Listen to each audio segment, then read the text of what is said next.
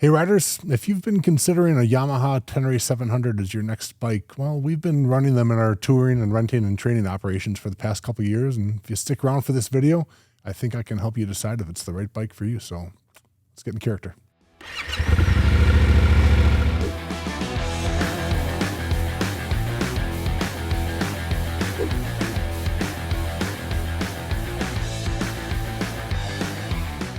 Until recently, I thought I was going to be making a video describing the T7 as being perhaps the ultimate and the best of all middleweight adventure bikes. And it is a good one, but there are a couple things I want to point out to you here as we get through this.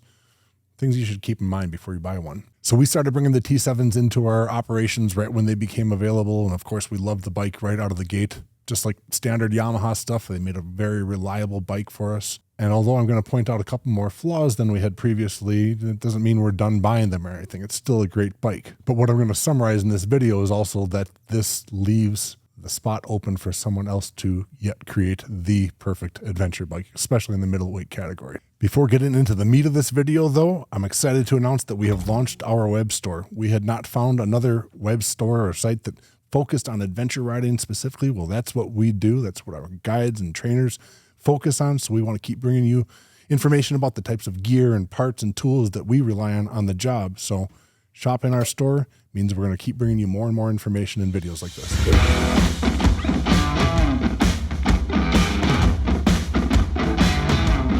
Now back to the topic of the T7. Let's do a quick recap on the pros and cons of this bike. So the first interesting or positive design feature I think we talked about in previous videos is that anti-squat geometry of it, basically. You know, by having the swing arm a bit more steep than other bikes, not as flat, having the counter sprocket up higher, you've effectively got an anti-squat design that keeps the rear drivetrain from sucking up into the back of the bike. And so that allows you to keep weight a little bit more forward instead of having it fall back as you accelerate. And it's also a way to avoid wasting power as you pour on the power, and suspension absorbs all that power and sucks it up into the back of the bike. You're sort of wasting power and fuel for that matter too. But again, this anti-squat feature, yes, it's good. I'm going to mention why it's maybe not so good in the cons coming up. Another feature I like about the Tenere 700 is its simplicity. Not a lot of electronics.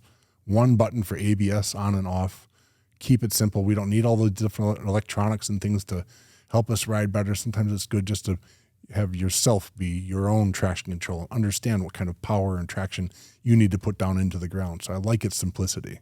I also like that you could describe the T7 as being sort of the middle of everything you would ever want a motorcycle to do. So we know it's in the middleweight category of adventure bikes, and it's sort of mid-sized as well. It's not as big as some of the 1,000+ cc's, and it's not a single cylinder. So it's also not the best in the dirt and the single track and the off-road riding situations, but it's still a lot of fun and has a lot of potential.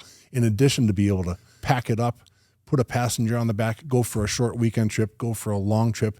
It's a bike that I truly think it fits itself right into the middle of everything someone could ever want a motorcycle to do. And that alone makes it a pretty special option to look into. And because Yamaha introduced it at such a low price, you know, at least here in the US, I call it a great value proposition. What you are getting for what they are charging, at least these first few years for that bike, that is quite a lot of value, that you've got the Yamaha brand, reliability, and a great overall athletic, agile bike.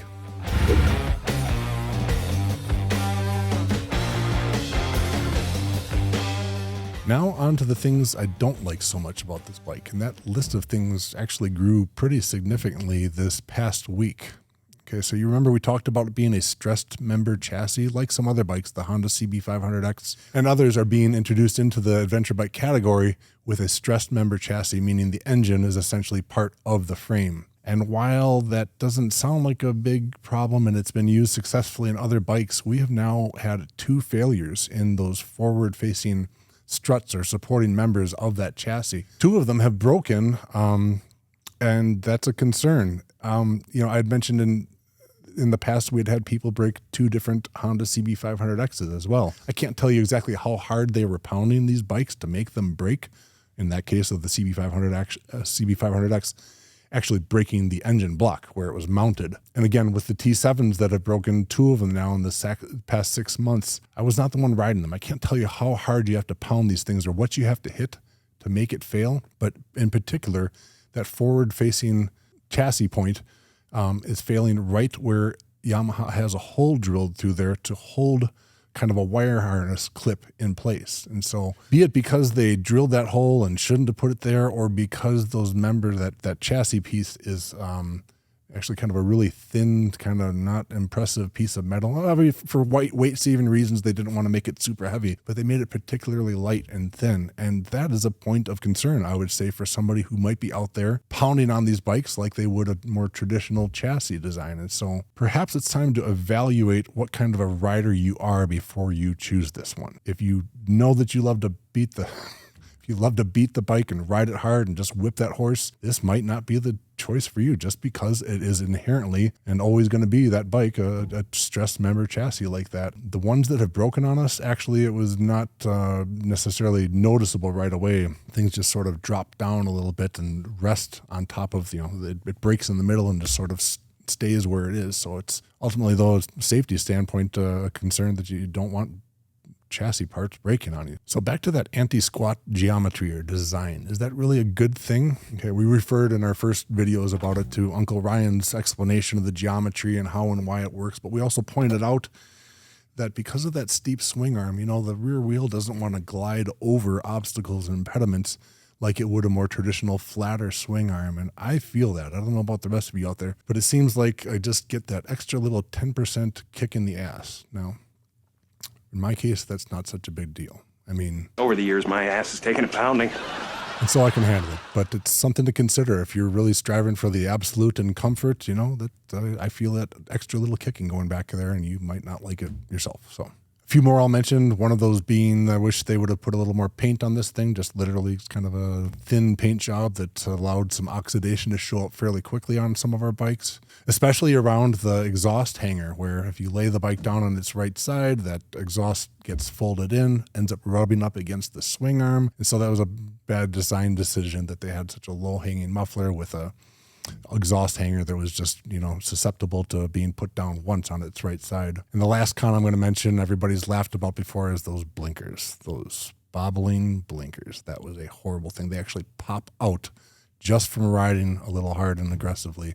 They will fall out. You can push them back in. For the most part, it's not a big deal, but time to change those blinkers, Yamaha.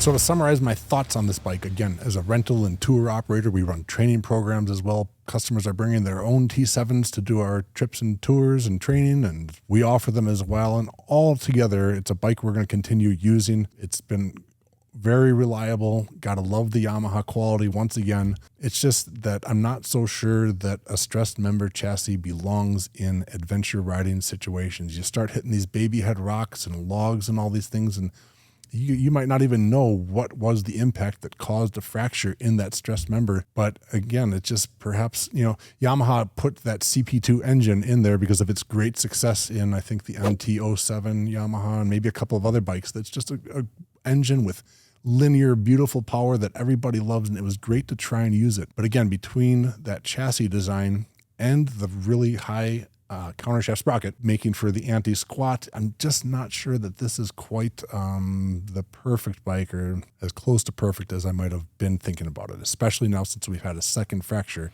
in that chassis.